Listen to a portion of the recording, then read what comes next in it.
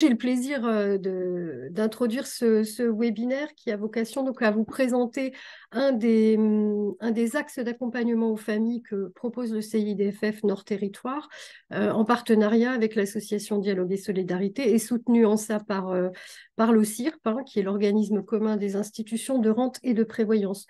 À cet égard, je remercie Lorraine Gravelard, qui est responsable de l'association Dialogue et Solidarité, qui est d'ailleurs présente à ce webinaire, et son équipe pour le partenariat et le travail commun que nous menons. Le CIDFF Nord Territoire est donc engagé aux côtés de 15 autres espaces d'écoute et d'accompagnement en France en faveur des veufs et des veuves. On vous présentera tout à l'heure le dispositif.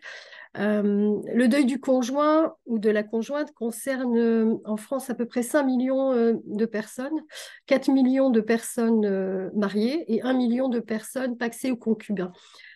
C'est un deuil qui donc va au-delà du veuvage au sens strict, puisque le cadre que nous offre Dialogue et Solidarité comptabilise toutes les différentes formes de communauté de vie, mariage, pax, concubinage, etc. 500 000 personnes sont en situation de veuvage précoce, c'est-à-dire avant 55 ans. Et 80% de ces veufs et veuves précoces sont des femmes. Et 35% d'entre eux et d'entre elles ont des enfants à charge.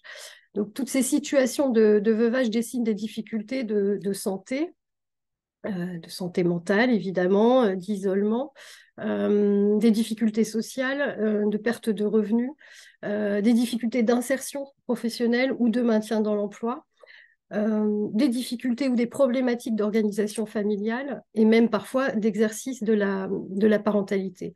C'est vous dire donc tout l'intérêt qu'un CIDFF porte à ce sujet et pourquoi en lien avec le CIRP et Dialogue et Solidarité, nous portons cette action.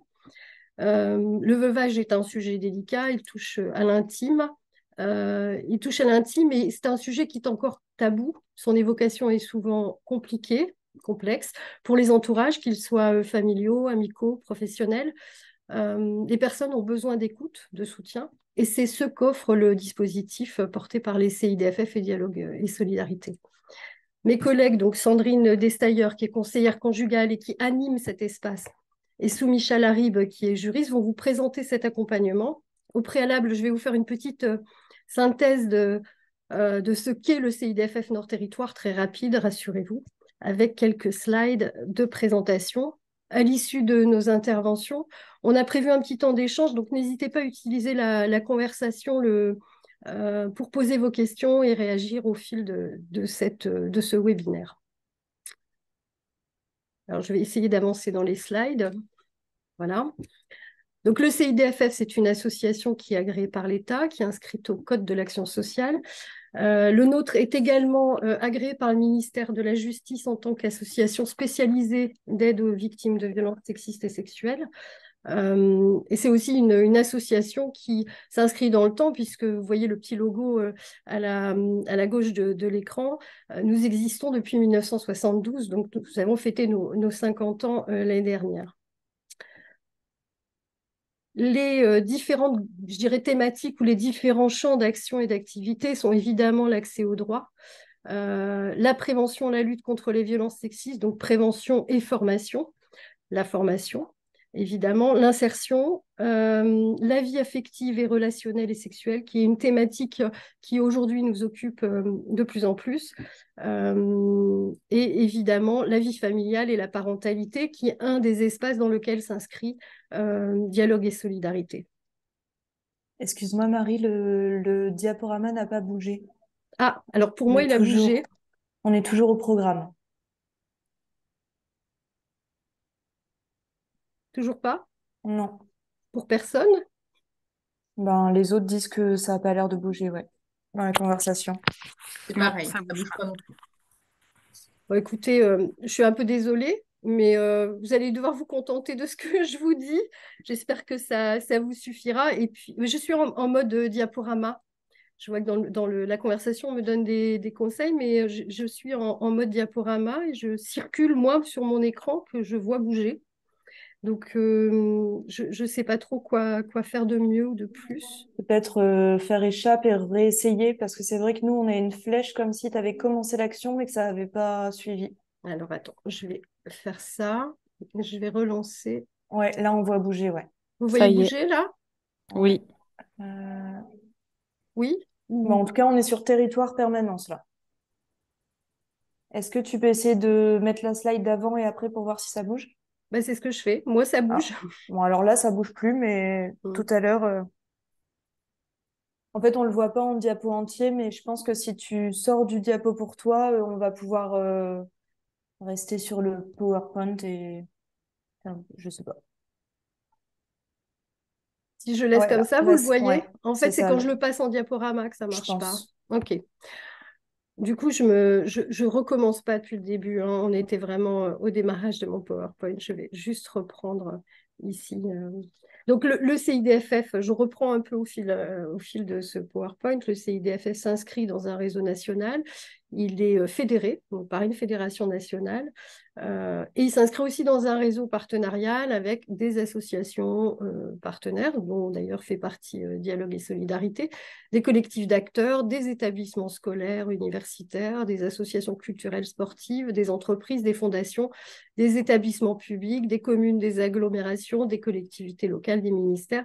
Donc, vous dire qu'on s'inscrit vraiment dans un réseau partenaire riche, important, et qui aussi nous permet d'agir avec efficacité et construire des parcours intelligents pour les personnes.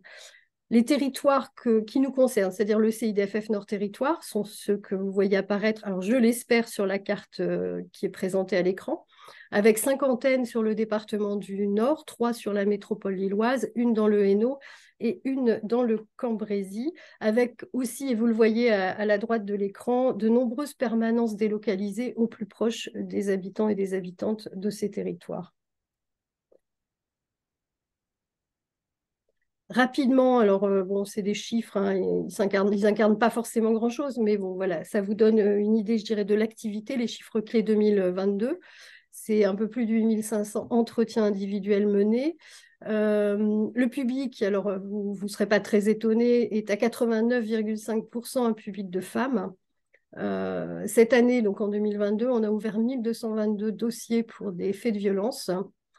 Nous avons formé un peu plus de 7300 personnes, formées ou sensibilisées. Je rappelle que nous sommes organismes de formation. 859 femmes ont été informées dans le cadre de la prévention des violences sexistes et sexuelles. Et 439 femmes victimes de violences ont été accompagnées de manière renforcée sur notre territoire. Voilà, ça, c'est les chiffres peut-être les plus significatifs. À peu près 2000 personnes ont été aussi accompagnées dans le cadre de l'insertion socio-professionnelle. 123 dossiers ont été traités par l'intervenante sociale en commissariat qui se trouve à Cambrai. 185 personnes ont bénéficié de soutien psychologique. 461 entretiens ont été menés dans le cadre de la médiation familiale puisque nous sommes organisme de médiation, service de médiation familiale en lien avec la CAF, la MSA et la Cour d'appel de Douai. Ça, ce sont les chiffres clés d'une activité générale. Très rapidement, les chiffres concernant l'activité dialogue et solidarité. Mais je ne vais pas entrer au-delà dans ces chiffres parce que Sandrine Destailleur vous en parlera peut-être dans la suite de notre webinaire. Il y a eu 27 nouveaux contacts sur la période de 2022. Le délai entre le décès et la prise de contact avec le dispositif, c'est entre 1 mois et 3 ans et demi. Donc, c'est voilà, une période assez large. 104 entretiens individuels ont été menés, 93 entretiens téléphoniques. 10 groupes de parole ont été organisés tout au long de l'année. La proportion entre les hommes et les femmes, en tout cas sur notre territoire, c'est 75% de femmes et 25% d'hommes, avec une moyenne d'âge de 58 ans.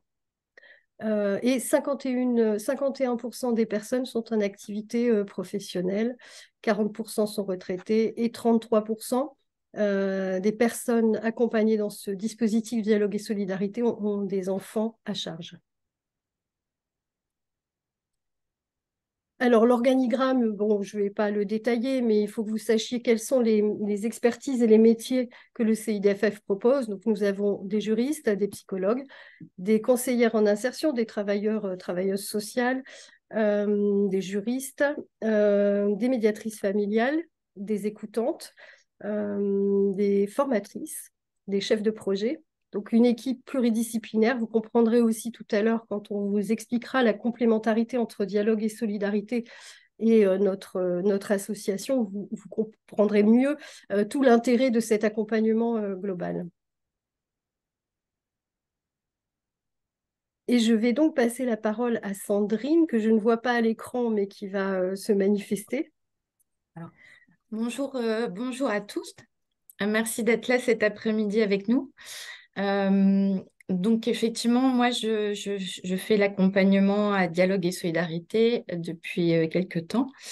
Et en fait, la première chose on voulait partager avec vous, c'est, alors, ce ne sera pas un cours sur le deuil et sur les étapes du deuil, mais juste donner quelques petits repères pour, bah voilà, parce qu'on parle du deuil, mais on ne sait pas toujours l'impact que ça a, la temporalité. Le sens et le processus, vraiment, il n'est pas toujours connu. Et on sait bien que c'est un sujet qui reste tabou dans notre société alors qu'on est tous concernés. Et le fait de connaître un petit peu ce que c'est que le deuil, ça permet à la fois d'être moins perdu quand ça nous arrive ou de comprendre un peu mieux notre entourage. D'où, donc voilà, moi ce que je vous propose, c'est de vous donner quelques petits repères. Et après, si vous avez des questions, n'hésitez pas à mettre, à nous le signifier pour qu'on aborde des choses différentes. Euh, les étapes du deuil. Donc déjà, en fait, qu'est-ce que c'est que le deuil? Le deuil, c'est déjà, ça vient du mot latin, d'origine latine qui est dolores. Dolores, ça veut dire douleur. Et en fait, c'est vraiment un processus de cicatrisation qui se fait dans la durée et qui se fait assez naturellement. Mais si on prend soin de cette période-là, ça aide vraiment à bien cicatriser. Autrement, voilà, un deuil peut réveiller un autre deuil et ça peut aggraver la situation pour certaines personnes. Euh, donc en fait, c'est un parcours qui permet de passer de la relation extérieure avec la personne qui est défunte dans un lien un peu plus profond et intérieur. Et en fait, c'est permettre à l'autre qui est parti d'exister en soi. Et c'est le deuil, c'est surtout pas l'oubli, c'est vraiment recréer un autre lien avec la personne qui est décédée.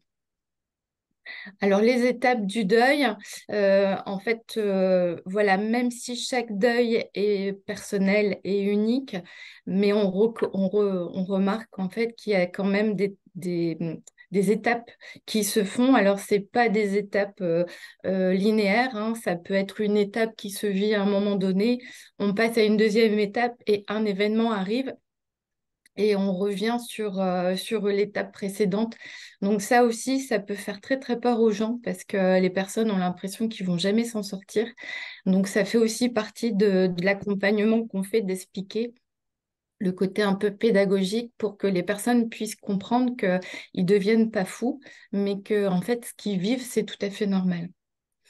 Donc la première étape du deuil, c'est le déni. Le déni, en fait, c'est une façon de se protéger du choc émotionnel dans lequel la personne est en train de vivre. C'est-à-dire qu'en fait, l'origine du deuil peut être une maladie, peut être un accident, peut être quelque chose d'inattendu. Et en fait, le corps est bien fait, c'est-à-dire il va y avoir comme une forme d'anesthésie émotionnelle pour pouvoir faire face à ce qui vient d'arriver. Et donc, pendant cette période-là, la personne peut être plutôt en mode automatique. Et cette période-là va être aussi un moment où il va falloir faire face à toutes les démarches administratives, à, à l'enterrement, les choses comme ça. Donc, en fait, à ce moment-là, on est plutôt dans l'action et en fait, il n'y a pas trop de place pour le côté émotionnel. Donc, ce côté-là, ce déni, en fait, selon les personnes, ça peut durer à peu près 6 mois. Ça peut être voilà, dans une période globale de 6 mois, moyenne. Ensuite, la personne va passer dans la deuxième étape, qui est plutôt la période de fuite ou de recherche. Là, ça veut dire que cette anesthésie que le corps a fait naturellement va tout doucement se délier, se fendre. Et donc, progressivement, les gens vont ressentir des émotions encore plus fortes qu'au départ. Et là, en fait, c'est vraiment la grosse angoisse pour beaucoup.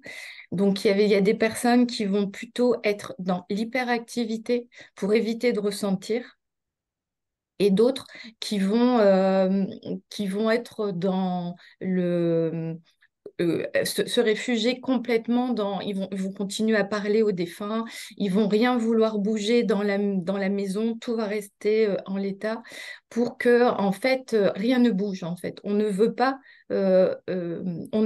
arriver à cette étape en disant il y a quelque chose qui a changé. Donc, c'est vrai que selon les personnes, ça va être complètement différent, cette approche-là. Mais cette étape-là, elle est essentielle parce que ça permet tout doucement d'arriver dans une transition psychologique pour s'adapter progressivement à la situation.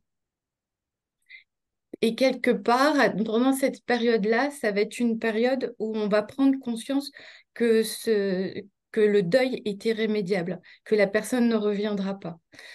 Et ça, souvent, c'est une période qui se joue entre 6 mois et 1 an, parce que, en fait, c'est toutes les premières fois, les premiers anniversaires, les premiers événements sans la personne, etc. Donc, souvent, cette période-là, elle dure 1 année. Encore une fois, ce que je vous dis là, c'est de façon très générale, parce qu'il y a des gens, il va falloir plus de temps, et d'autres où c'est plus rapide. Mais voilà, c'est juste pour vous donner une petite idée. La troisième phase, elle s'appelle aussi la phase de destruction ou de déstructuration. Ça veut dire que là, la personne, elle a enfin pris conscience que la personne ne va pas revenir et elle ne sait plus du tout pourquoi elle est là. Il y en a même certaines personnes qui savent même plus qui ils sont. Parce que là, en fait, il faut faire face à tout, il faut faire face à la vie sans la personne. Quand on a des enfants, ça peut être compliqué parce qu'en termes d'organisation, il faut tout réorganiser. En fait, les tâches que l'un faisait, bah, c'est la personne qui reste qui doit tout reprendre. Et là, la personne peut se sentir très, très seule, en fait. Et à ce moment-là aussi, c'est une période où l'entourage commence à reprendre sa vie. Et donc, la personne peut se sentir très, très seule parce que voilà, on lui dit, voilà, il faut que tu passes à autre chose. Et eux, dans leur temporalité, c'est pas du tout dans cet état d'esprit-là qu'ils sont. C'est vraiment, ils vivent vraiment encore plus la solitude et l'isolement, en fait, dans cette période-là. Et comment je vais faire pour faire face à tout ce que je suis en train de vivre? Donc là, c'est une période très compliquée pour les personnes et souvent, euh, même si certaines personnes arrivent au début du deuil vers nous, mais on se rend compte qu'en fait, vers cette période-là, les gens viennent vers nous parce qu'en fait, ils se rendent compte que parler du défunt, parler du deuil avec leur entourage, c'est plus possible. Donc, oui, c'est une grande période de solitude. Et ensuite, la quatrième phase, c'est la phase de reconstruction ou de restructuration. Et cette phase-là, en fait, elle se fait sur différents plans. Déjà, par rapport à elle, ça veut dire elle se redéfinit un peu elle-même. Ça veut dire qu'est-ce qui est essentiel pour elle, comment elle va, qu'est-ce qu'elle a envie de vivre. Et donc ça, c'est par rapport à elle. C'est aussi par rapport à une redéfinition par rapport aux autres, parce que d'un seul coup, en fait, elle, il y a eu un, comment dire, par rapport aux relations qu'elle avait, cette personne-là, il y a des choses qui se sont passées. Elle s'est rendue compte de la réalité de certaines relations. Elle a fait un peu du tri dans les relations qu'elle avait. Donc là, ça va être une redéfinition par rapport à elle et les autres. Qu'est-ce qui aujourd'hui elle a envie de vivre avec les autres? Et la troisième redéfinition, c'est par rapport à la personne défunte. C'est quel hommage elle a envie de rendre à cette personne, quel héritage elle a par rapport à cette personne-là, comment elle a envie de continuer à faire vivre la personne dans ce qu'elle vit au quotidien. Et tout ça, c'est vraiment des moments importants parce que c'est la personne qui commence à reconstruire tout doucement des projets de vie. Et vraiment, ces moments-là, il faut vraiment du temps. Voilà. Donc voilà un petit peu les 4 grandes phases au niveau du deuil de façon globale. Et en fait, c'est vrai que par rapport au deuil du conjoint, la spécificité, c'est que c'est quand même un deuil du quotidien par rapport au deuil avec un parent, des amis ou même un deuil avec un enfant. Celui du couple, c'est vraiment le deuil du quotidien. Ça veut dire il faut tout reprendre. C'est comme si en fait tous les repères avaient explosé et en fait il faut tout doucement reconstruire le puzzle. Et ça, en fait, c'est très très lourd pour la personne parce que tous les petits gestes rappellent l'absence de l'autre. Donc c'est vraiment une souffrance au quotidien. Alors je dis pas que les autres deuils, c'est pas une souffrance, mais là c'est vraiment quelque chose qui est compliqué au quotidien. Et en fait, ils sont bouleversés de multiples façons parce qu'il y a à la fois le côté, l'impact financier qui rentre en jeu, c'est-à-dire que euh, euh, on avait 2 revenus, on se retrouve avec un revenu. Comment on fait? Est-ce qu'on avait des crédits ensemble ou pas? Est-ce qu'on avait des projets logement ensemble ou pas? Certaines personnes doivent quitter leur logement parce que seul, ça devient trop cher ou trop compliqué ou trop grand. Voilà, et ça a plein d'impact en fait sur leur vie quotidienne. Quand on a des enfants, c'est comment je fais pour vivre, comment je gère la souffrance de mes enfants, euh, et comment je fais au quotidien pour organiser les conduites à l'école, tout simplement. Comment je fais pour le soir avec la vie au quotidien, les repas, etc. Donc c'est vraiment une vraie souffrance et une vraie fragilité psychologique et émotionnelle, en plus de ce côté financier. euh, L'insécurité peut arriver. Et pour ceux qui travaillent, là aussi, c'est très compliqué. On se rend compte qu'il y a beaucoup de personnes en arrêt de travail parce que, en fait, on n'a pas trop congé deuil. Et donc, en fait, voilà, pour pouvoir travailler au quotidien, être complètement impliqué, se recentrer sur le travail, tout le monde n'est pas à même. Il y a certaines personnes qui, au contraire, vont foncer dans le travail pour ne rien ressentir, mais pour d'autres personnes, ça va être très compliqué. Je pense notamment, par exemple, à une dame que j'ai reçue il n'y a pas longtemps, qui, son conjoint travaillait au même endroit qu'elle. Suite à son décès, elle a dû quitter son emploi parce que c'était impossible pour elle de retourner. Donc, ça a beaucoup d'enjeux dans tout ce que les personnes vivent. Et en fait, ce qui revient souvent, c'est cette solitude. D'un seul coup, on change de statut. On était un couple et on devient veuf ou veuve. Et ça, c'est très difficile aussi pour certaines personnes parce que c'est pas comme un divorce, c'est que c'est pas choisi. Et, en fait, quand sur un papier d'identité, on ne peut plus garder son nom marital, mais on met le mot veuf, pour certaines personnes, c'est insupportable en fait. Donc, il y a tout ça à supporter et à vivre au quotidien. Donc, comment vit-on ce deuil?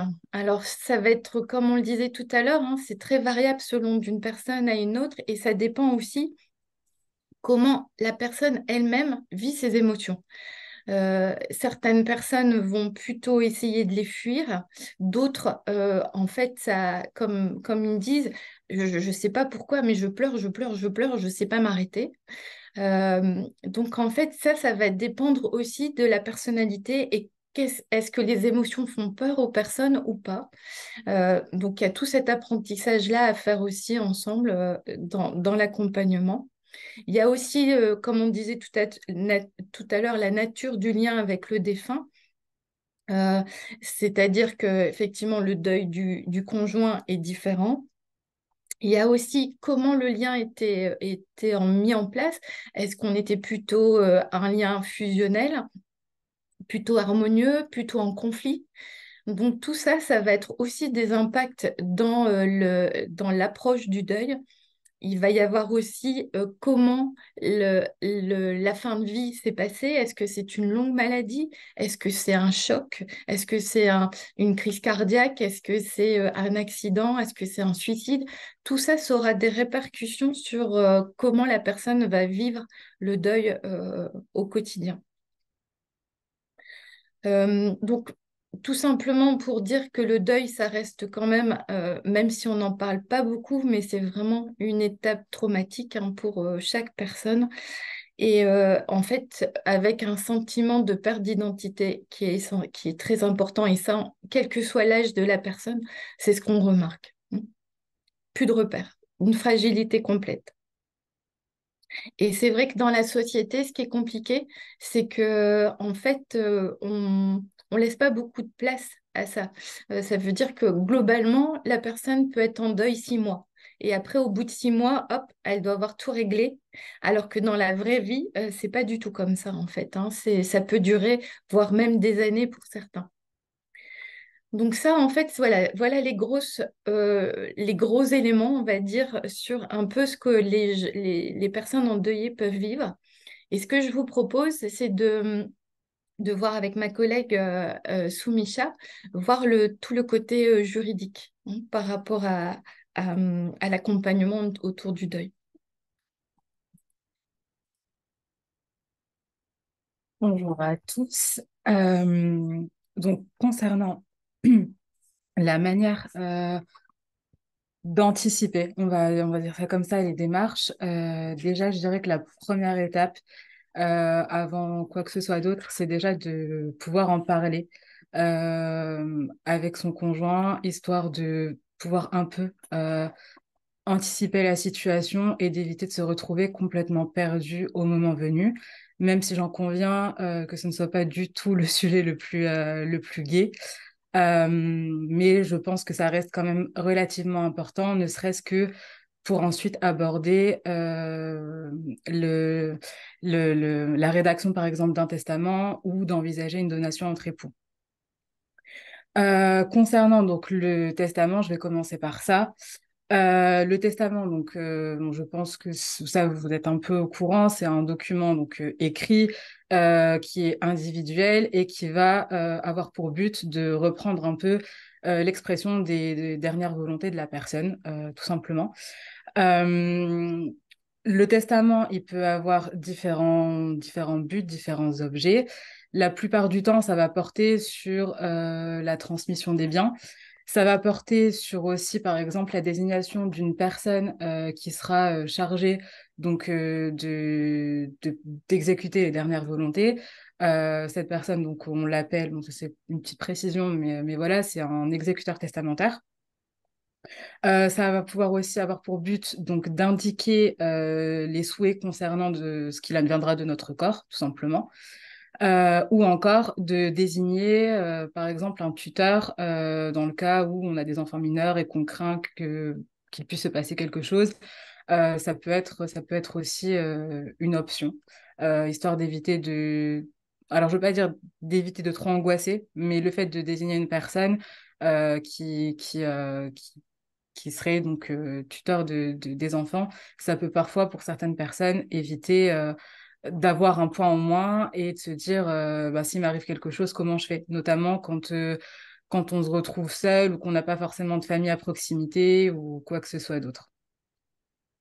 Donc, il faut savoir que le testament doit respecter certaines règles afin d'être valable, puisqu'on ne peut pas faire n'importe quoi, hein, notamment en ce qui concerne les règles de transmission. Donc là, je m'explique. Ça va être notamment le cas où un couple a des enfants et donc les enfants sont forcément donc les héritiers réservataires et donc je pense que c'est une surprise pour personne, mais même si vous avez les enfants les plus horribles du monde, vous ne pouvez pas complètement les déshériter. Il y a quand même une partie qui leur revient quoi qu'il arrive. Donc si le testament ne respecte pas cette condition, il n'est clairement juste pas valable, tout simplement, puisque la réserve héréditaire doit être respectée. En revanche, en ce qui concerne la quotité disponible, là, clairement, la personne peut faire ce qu'elle veut de ce qu'il reste. Et donc, elle peut très bien décider de donner cette part exclusivement à son conjoint ou à un tiers. Ou même, dans certains cas, de léguer ce qui lui reste à, par exemple, une association du type, je sais pas moi, une asso qui est en faveur de la lutte contre le cancer, ou il y a beaucoup de personnes aussi qui donnent à la SPA parce qu'ils sont fans d'animaux, donc voilà. Euh, donc voilà pour cette partie. Il faut savoir qu'il existe différents types de testaments, enfin il existe 3 types de testaments. Le premier, c'est le testament holographe. On a aussi le testament authentique et le testament mystique, ou qui était aussi appelé testament international. Le testament holographe, ça va être le testament qu'une personne rédige seule, sans passer par un notaire. Donc, ce testament doit respecter certaines formes, notamment le fait d'être rédigé entièrement à la main. Il doit être daté précisément et il doit être signé. Euh, Ce document donc, peut être conservé par la personne chez elle ou dans l'endroit de son choix. Par contre, il est impératif de prévenir minimum 2 personnes de confiance, histoire de, que quelqu'un, tout simplement, soit au courant de l'existence déjà de ce testament et de l'endroit où il se trouve. Puisque techniquement, si personne n'est au courant que vous avez rédigé un testament ou que personne ne sait où le trouver, au moment venu, ça risque d'être compliqué de faire respecter les volontés. La personne peut aussi décider de confier ce testament à un notaire, même si c'est pas le notaire qui l'a rédigé, elle peut très bien décider de le lui confier, afin qu'au moment venu, le notaire donc l'enregistre au fichier central des dispositions de dernière volonté dans les 3 mois qui suivent le décès de la personne. Concernant donc le testament authentique, c'est clairement le testament classique que le notaire rédige. Donc là, la personne, elle va se rendre chez le notaire, elle va dicter son testament, le notaire va en prendre note. Là, il faut savoir qu'elle le fait en présence donc soit de 2 témoins, soit d'un deuxième notaire. À la suite de quoi, le notaire va relire avec la personne donc le testament afin de s'assurer qu'il n'y ait pas de faute et que tout soit en ordre. Puis la personne et les témoins vont signer le document afin de lui donner une valeur authentique, ou alors la personne plus le deuxième notaire. Ensuite, le document sera conservé chez le notaire et pareil, au moment du décès de la personne, le notaire va l'enregistrer dans le fichier des dispositions relatives aux dernières volontés. Et pareil, dans un délai aussi de 3 mois. Et enfin, on a le testament mystique ou le testament international, qui est un testament qui est mis dans une enveloppe scellé qu'on donne à un notaire et dont personne ne connaît le contenu, en fait, tout simplement. Et en fait, le contenu sera révélé au moment du décès de la personne. Alors, on l'appelle aussi testament international. Là, je ne vais pas trop m'étaler dessus, mais c'est un testament qui peut être du coup valable dans d'autres pays à partir du moment où le pays en question est signataire d'une certaine convention. Donc voilà. La dernière chose qui peut être intéressante à savoir concernant le testament, c'est qu'il peut être annulé ou modifié tant que la personne est en vie. Après, ça va dépendre du type de testament que la personne a choisi, mais sinon, cette modification, elle peut se faire soit par acte de déclaration de changement de volonté, donc auprès du notaire, soit en faisant tout simplement un nouveau testament qui va remplacer le précédent, ou alors, dans le cas du testament holographe, tout simplement la destruction du testament. Donc, si vous le déchirez, vous le brûlez ou autre, techniquement, il n'y a plus de testament, le problème, on va dire qu'il est réglé. Donc voilà pour le testament. Concernant maintenant la donation entre époux. Alors, la donation entre époux, c'est un acte de donation qui est réalisé par acte authentique. Et donc ça, j'insiste, c'est un détail, mais un détail important, puisque c'est une condition de validité de cet acte. Donc, si vous passez pas par le notaire, clairement, il n'y a pas de donation. Donc voilà, ça peut être intéressant à savoir.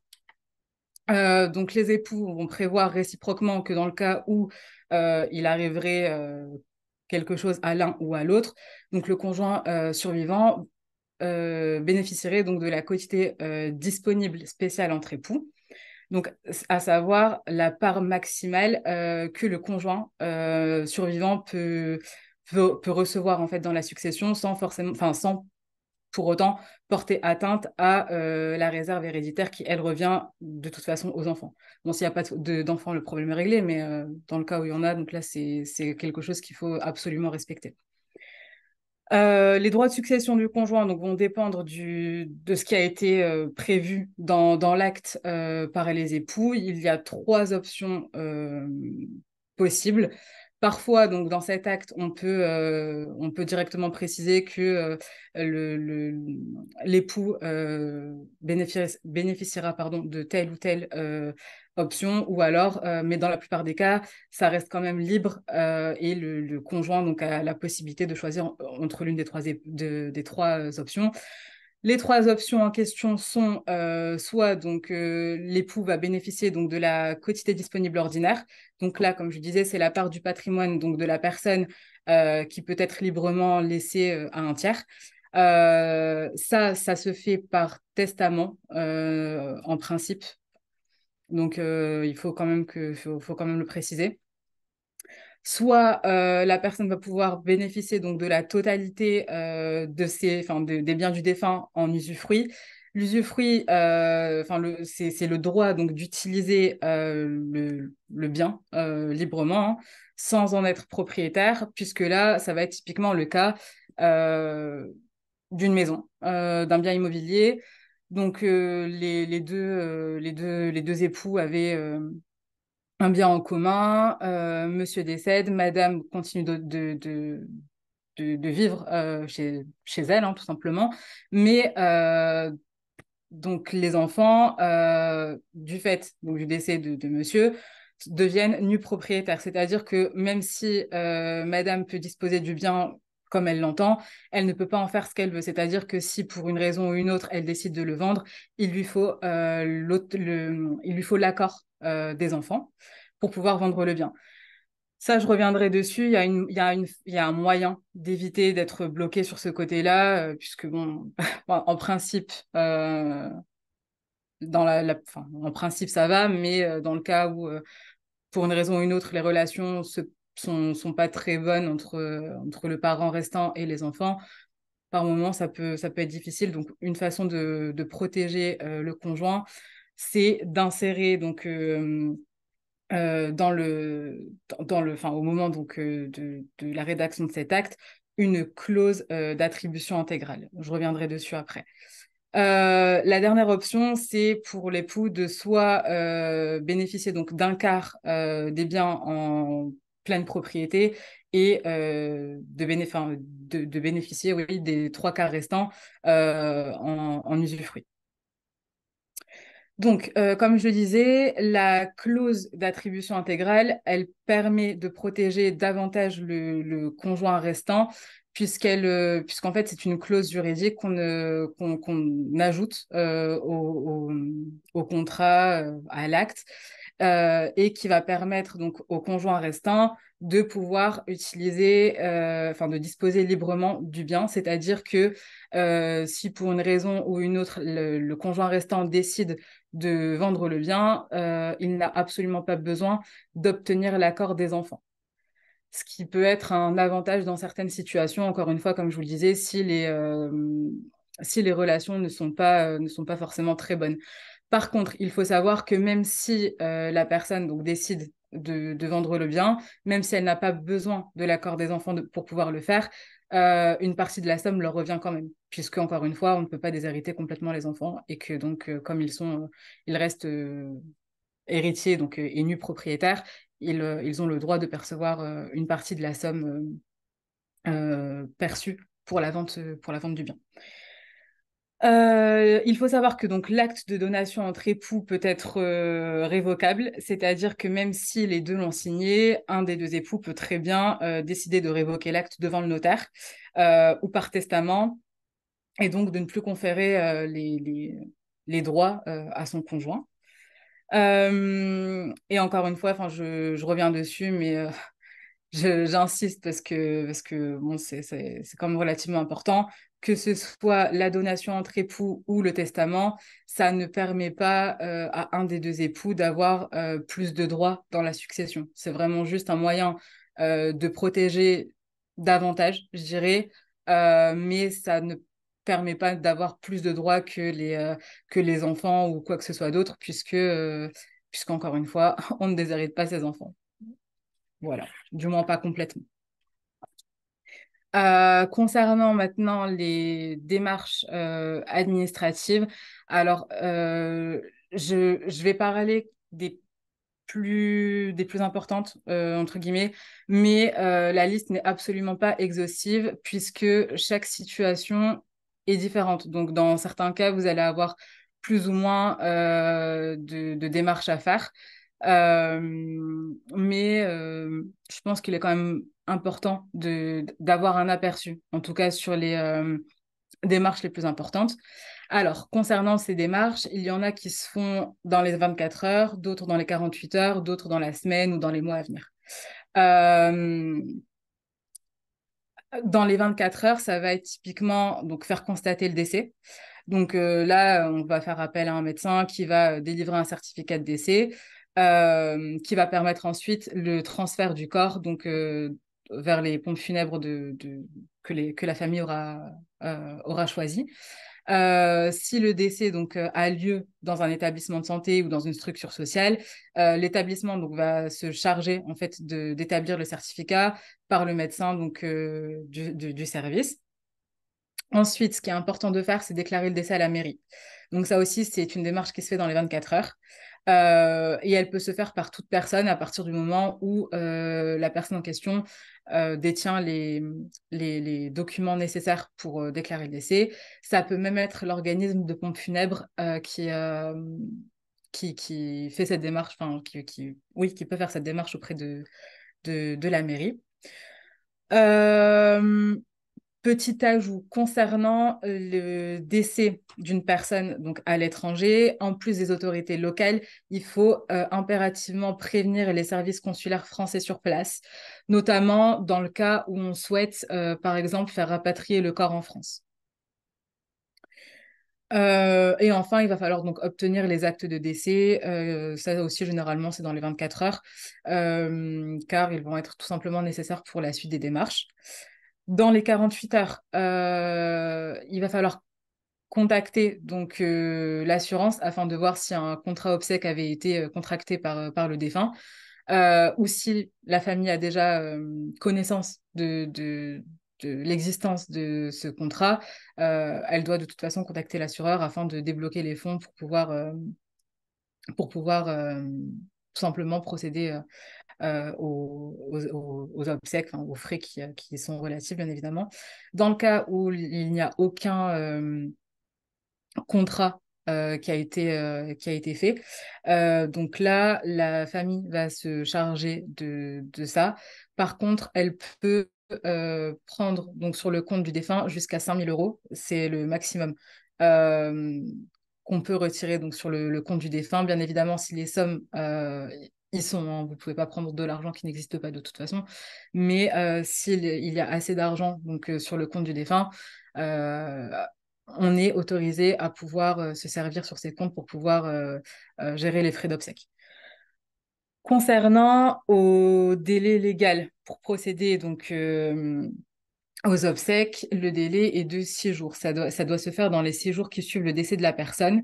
Et dans le cas, comme je vous disais tout à l'heure, où on décide de rapatrier un corps, le délai de 6 jours commence à courir à partir du moment où le corps arrive sur le sol français.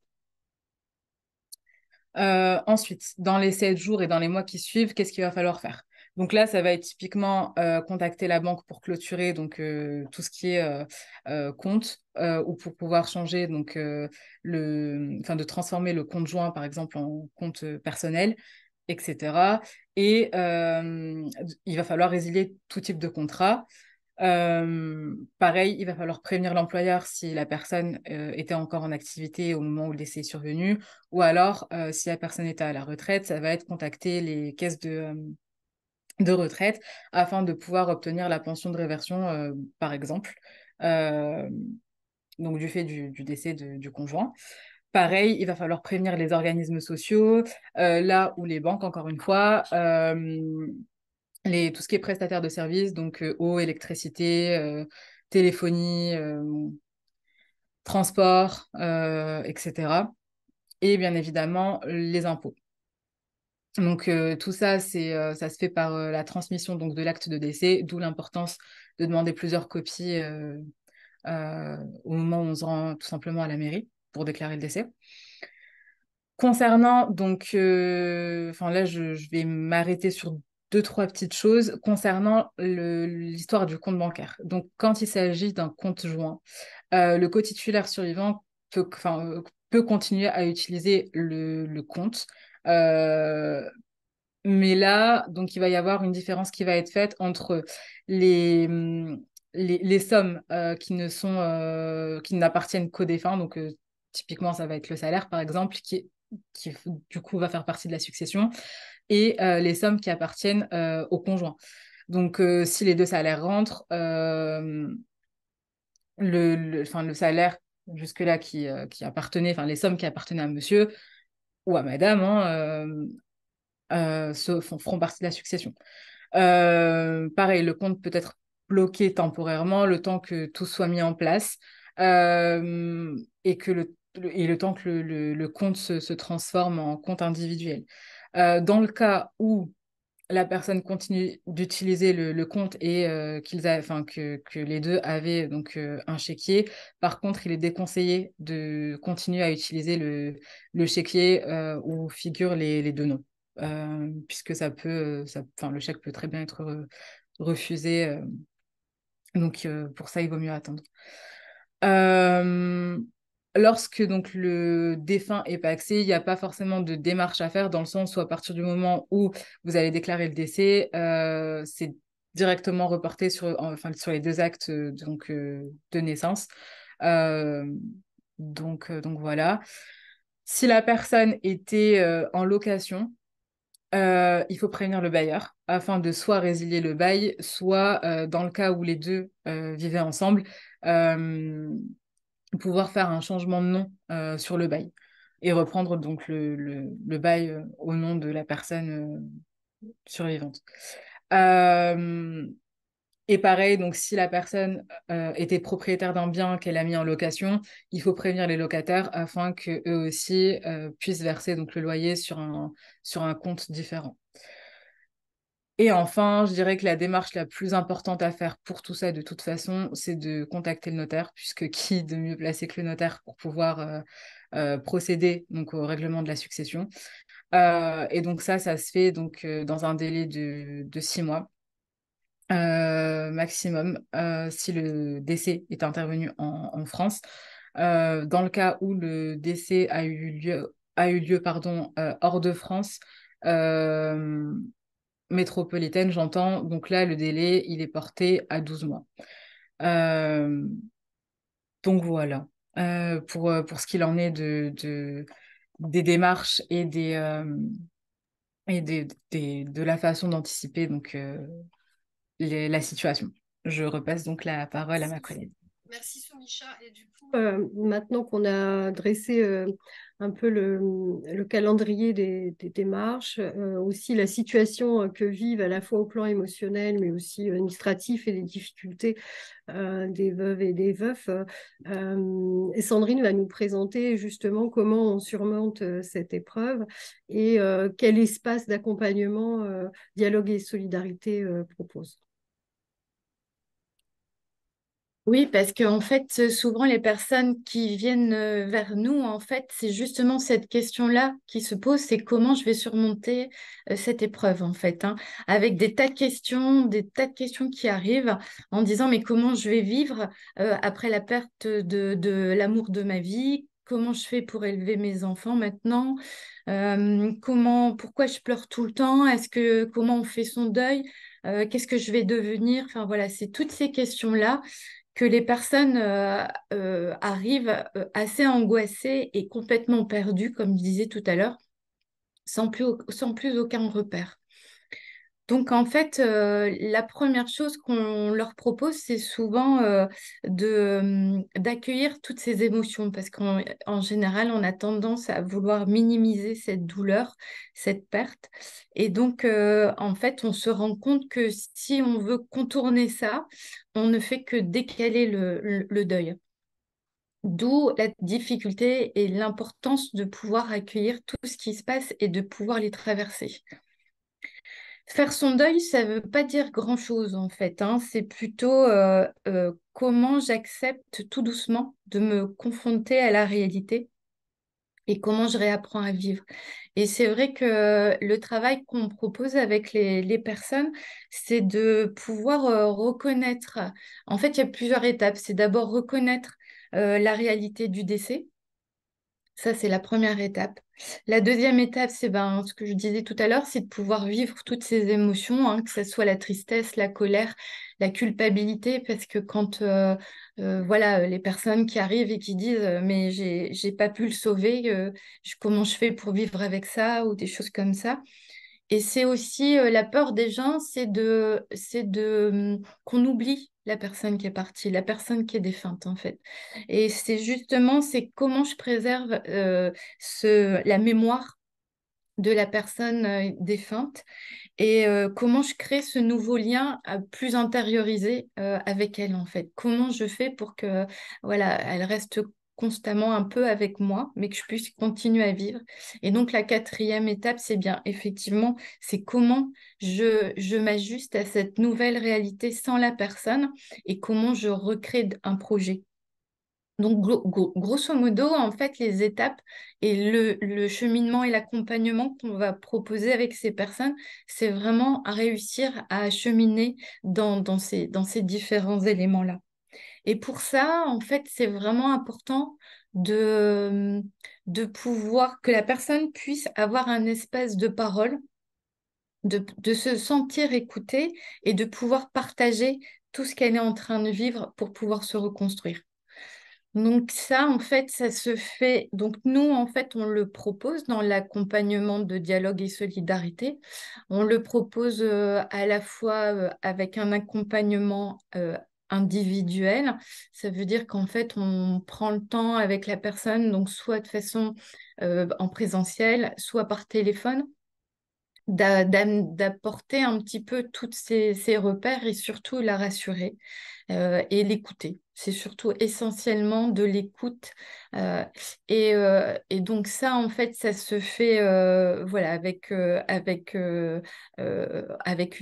Moi, je le fais le lundi et le mardi, hein, c'est mes temps d'écoute avec ces personnes-là.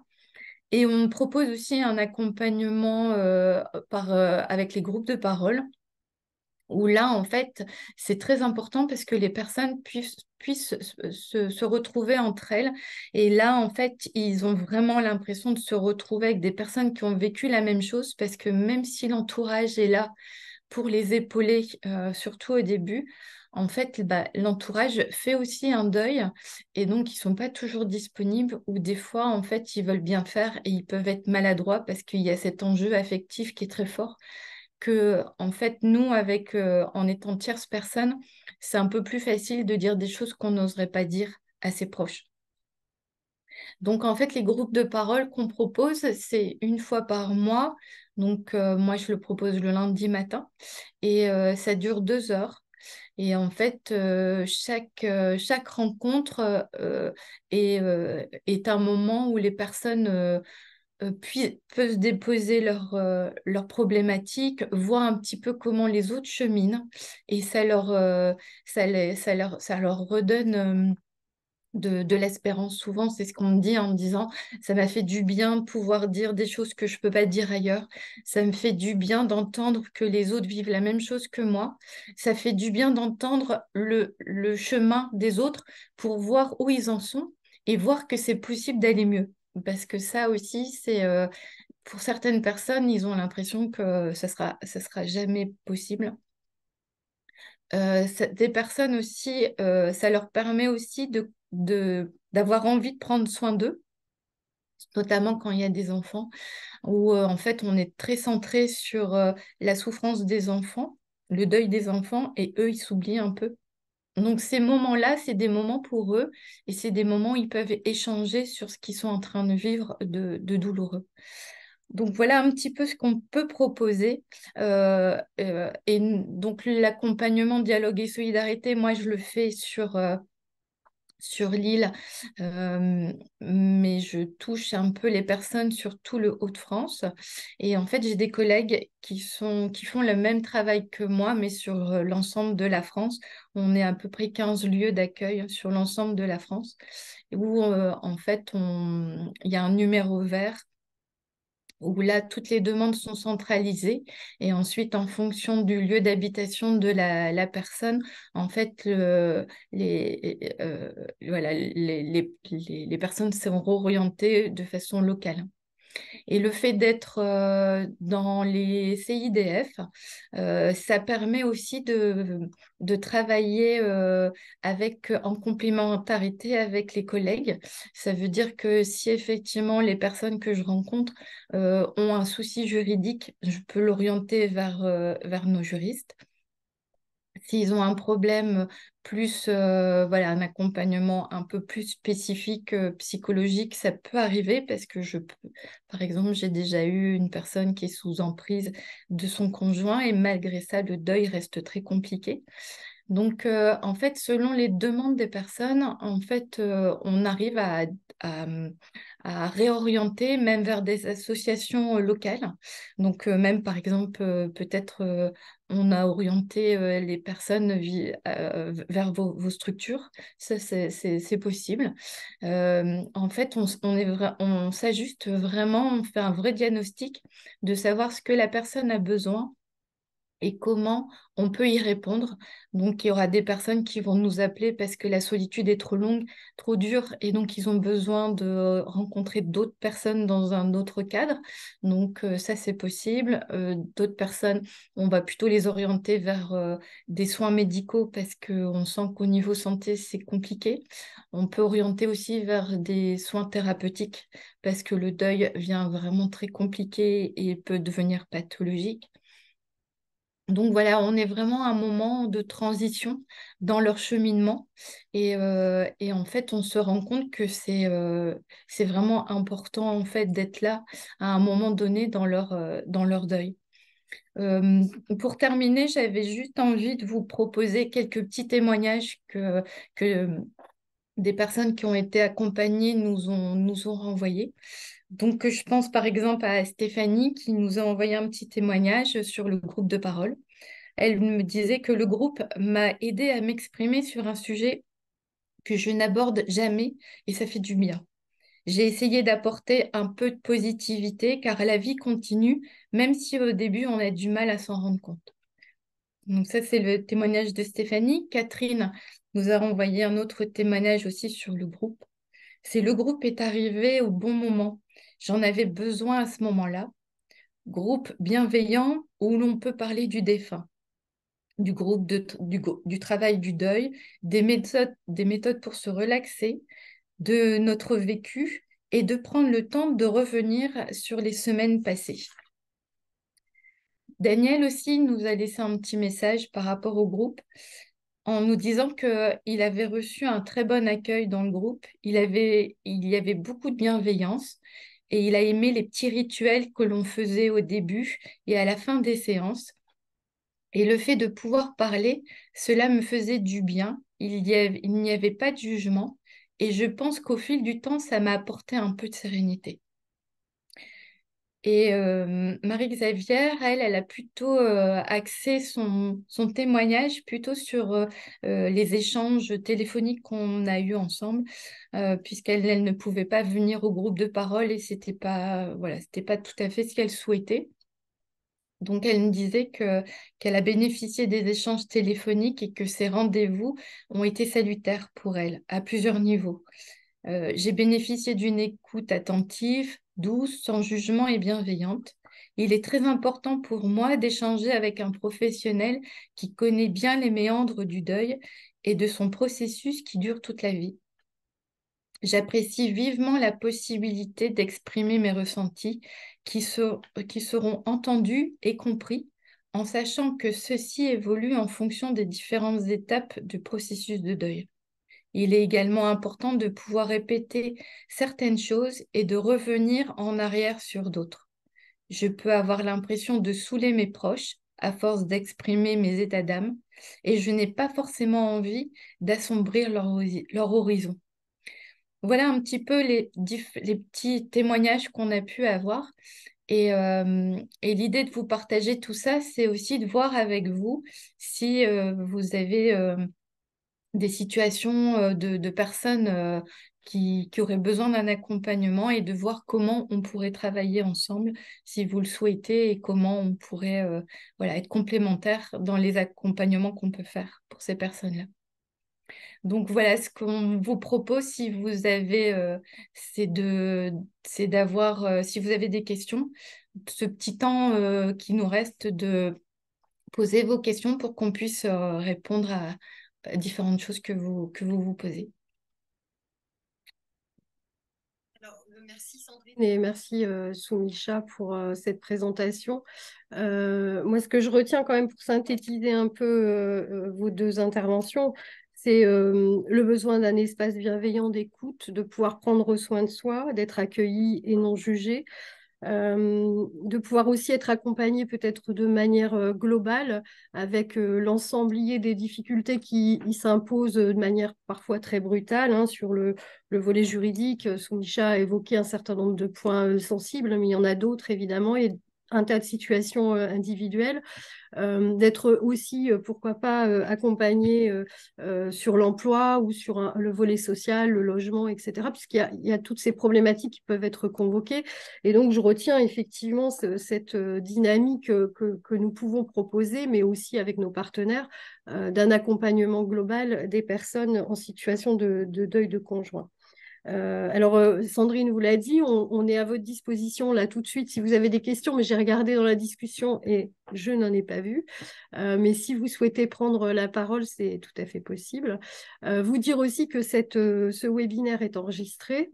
Et donc, il fera l'objet sans doute d'une diffusion en lien avec Dialogue et Solidarité et que nous allons à chacun et chacune des personnes inscrites à ce webinaire transmettre des éléments de communication sur le dispositif Dialogue et Solidarité et comment prescrire, orienter le public vers ce service. Voilà, donc nous sommes à votre disposition pour répondre à des questions.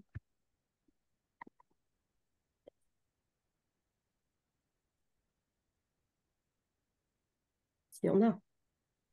Moi, j'ai une question pour Soumisha. Enfin, une question ou je sais pas, je discutais dimanche avec quelqu'un de ma famille et c'est un couple qui n'est pas marié. Et enfin, tu parlais, Soumisha, du testament, de la donation, etc. Et en fait, lui, il disait, bah, on n'est pas mariés. Et bon, lui, il voudrait bien se marier, mais elle n'a pas forcément envie. Et en fait, il dit, ben, le jour où, par exemple, si moi je décède, il y aura rien. Enfin, est-ce que tu peux me confirmer du coup ça? Et je trouve ça un petit peu questionnant en tout cas. Bah, encore une fois, tu as ce qu'on appelle la... Après, il n'est pas forcément obligé, du coup, dans son cas, de passer par la donation entre époux, puisqu'ils ne sont pas mariés, forcément. Mais tu as la donation classique, sinon.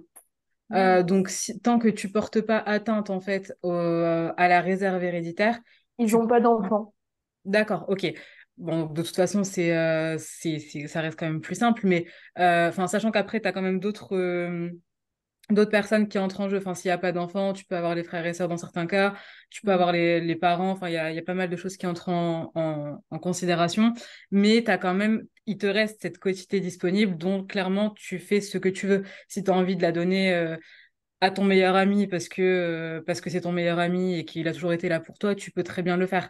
Si tu veux la donner à la SPA, tu peux aussi très bien le faire. Donc, si il souhaite quand même lui laisser quelque chose, même sans mariage, même sans quoi que ce soit, il peut très bien quand même rédiger un testament en disant, voilà, telle partie part à telle personne.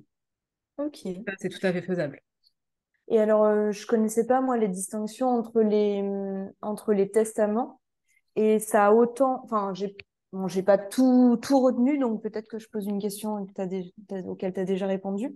Mais il existe, comment dire, tu sais, tu as parlé du testament, en gros, qu'on écrit soi-même et qu'on met dans son tiroir. Et puis le testament, où on va voir vraiment un notaire, etc. Il y en a pas un qui est plus, je sais pas, important que l'autre, enfin, tu vois. Bah, non, parce que même le testament holographe, donc celui que tu rédiges toi-même, tu peux très bien, même si tu l'as rédigé toi, parce que je sais pas, ça revient moins cher, hein, ou parce que tu avais envie de le rédiger toi-même, Mm. rien ne t'empêche après d'aller le confier à un notaire. Mm. Donc, dans tous les cas, le testament, tant qu'il est rédigé à la main, enfin, quand on est sur le testament holographe, qu'il est vraiment daté, qu'il est signé, il n'y a pas de souci, il a une valeur juridique.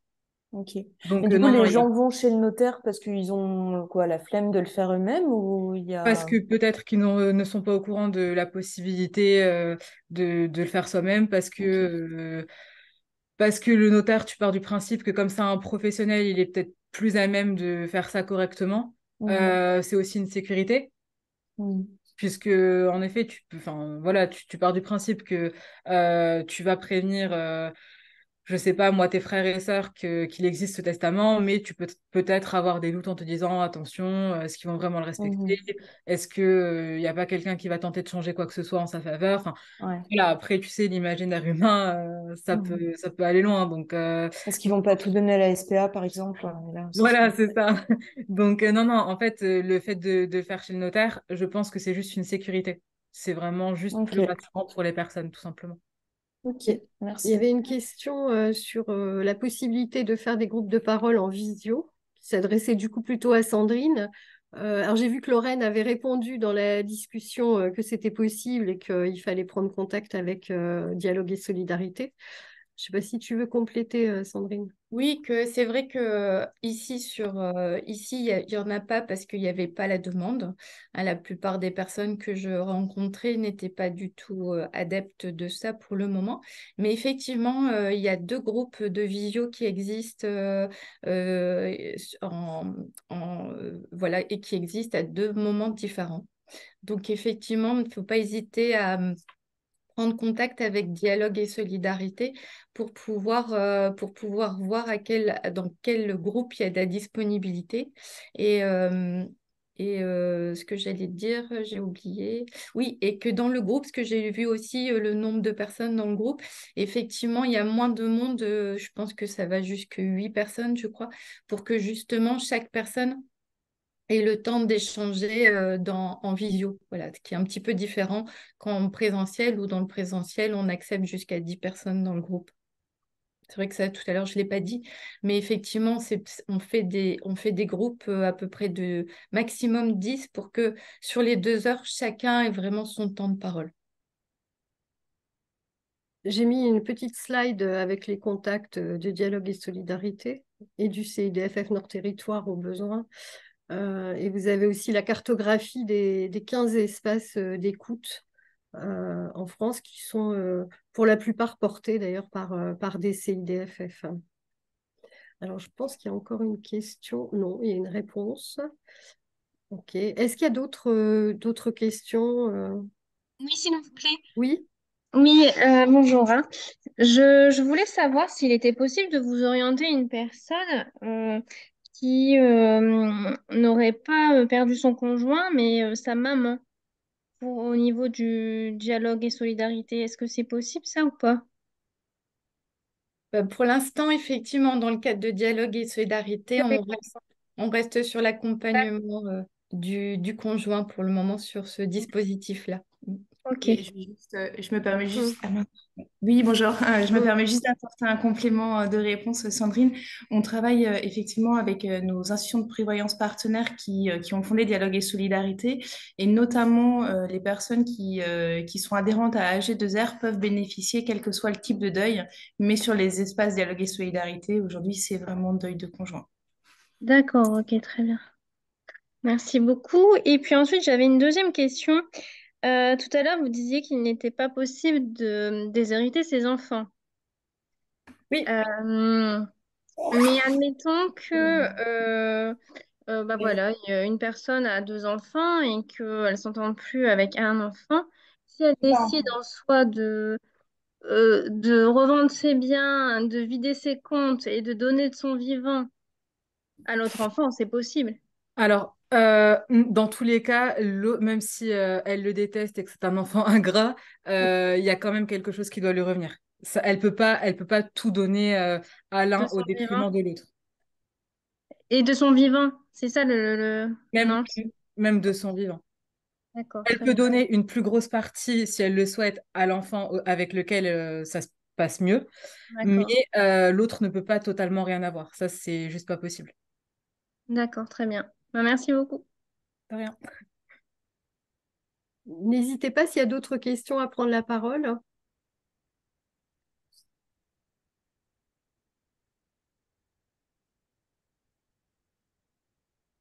Non?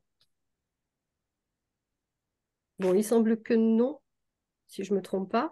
Eh bien, on va vous remercier pour votre attention et votre participation à ce webinaire. Merci aussi à Soumicha Larib et à Sandrine Destaillers-Sevrin de nous avoir partagé leurs expériences.